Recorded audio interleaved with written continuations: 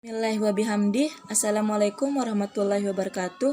Perkenalkan, nama saya Linda Listiani dengan NIM 1901100032. Di sini saya akan menyampaikan materi tentang perkembangan prakelahiran. Perkembangan prakelahiran dibagi menjadi dua tahapan. Yang pertama, tahapan geminal. Tahapan geminal terjadi sejak pembuahan sampai 2 minggu. Zigot membelah diri dan menjadi lebih kompleks, kemudian menempel pada dinding rahim menjadi tanda awal masa kehamilan. Dalam waktu 36 jam setelah pembuahan, zigot memasuki masa pembelahan dan diplikasi sel cepat atau mitosis. 72 jam setelah pembuahan, zigot membelah diri menjadi 16 dari kemudian 32 sel. Sehari kemudian menjadi 64 sel. Pembelahan ini terus berlangsung sampai satu sel pertama berkembang menjadi 800 juta atau lebih sel khusus yang membentuk tubuh manusia. Yang ke-B yaitu tahapan embrionik. Tahapan kedua masa kehamilan ini dimulai dari 2-8 minggu organ dan sistem tubuh utama berkembang pesat. Ini adalah masa kritis saat embrio paling rentan terhadap pengaruh destruktif dari lingkungan prenatal. Sistem atau struktur organ yang masih berkembang pada saat terpapar lebih mungkin untuk terkena efeknya. Cacat yang terjadi pada saat kehamilan, tahapan selanjutnya tidak lebih serius. Janin laki-laki lebih memiliki kemungkinan untuk mengalami keguguran serta spontan atau dilahirkan dalam keadaan meninggal daripada janin perempuan. Walaupun sekitar 125 laki-laki dikonsepsi untuk 100 perempuan, fakta dihubungkan dengan mobilitas sperma dalam membawa kromosom Y yang lebih kecil, hanya 105 anak laki-laki yang dialihkan untuk setiap 100 perempuan. Kerentanan laki-laki berlanjut setelah dilahirkan. Lebih banyak dari mereka yang meninggal di awal kehidupan, dan di setiap tahapan kehidupan mereka lebih rentan terhadap berbagai macam penyakit. Hasilnya, hanya ada 96 laki-laki untuk setiap 100 perempuan di Amerika Serikat. Yang ke-C yaitu tahapan fetal.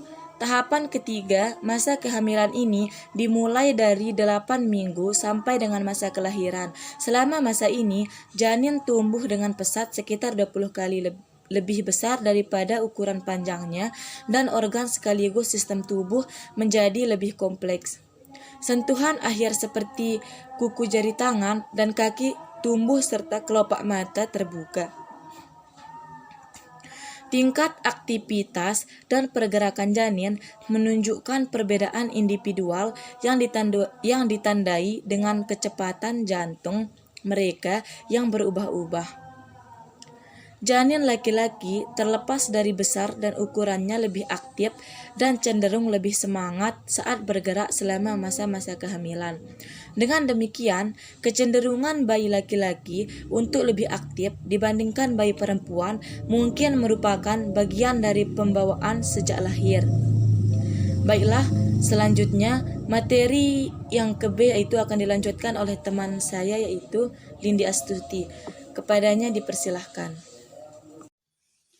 Yang kedua, B, yaitu perkembangan periode pasca kelahiran. Bagi sebagian besar wanita, kelahiran merupakan proses alami setelah melalui masa kehamilan selama berbulan-bulan. Proses melahirkan pada dasarnya sama bagi semua calon ibu. Pengalaman masing-masing ibu seringkali unik. Proses persalinan dan melahirkan dapat terjadi lebih dini, tepat waktu, atau melebihi perkiraan tanggal lahir, berdurasi panjang atau pendek, dianggap cukup mudah atau sulit, terjadi dengan atau tanpa komplikasi. Kelahiran bukan awal dari kehidupan, melainkan interupsi dalam pola perkembangan yang dimulai pada saat pembuahan, saat dimana individu mengalami peralihan dan lingkungan intern. ke lingkungan ekstern. Sebagai perhatian psikologis dalam kelahiran, terlihat jelas bahwa proses kelahiran, seperti halnya pembuahan, adalah saat yang penting dalam kehidupan individu. Karena perbedaan yang besar antara lingkungan intern dan lingkungan ekstern, bayi harus melakukan penyesuaian yang radikal atau cepat. Apabila bayi tidak dapat menyesuaikan dengan cepat, kehidupannya akan terancam. Terdapat 4 penyesuaian utama yang harus dilakukan oleh bayi. Yang pertama, penyesuaian terhadap perubahan temperatur di dalam rahim ibu, konstanta temperatur sekitar 36 derajat Celcius pada lingkungan sebuah kelahiran. Kedua, penyesuaian terhadap pernapasan sewaktu dalam kandungan. Oksigen yang diperoleh bayi berasal dari plasenta melalui tali pusat. Bila tali pusat putus, bayi harus menghirup dan mengeluarkan udara.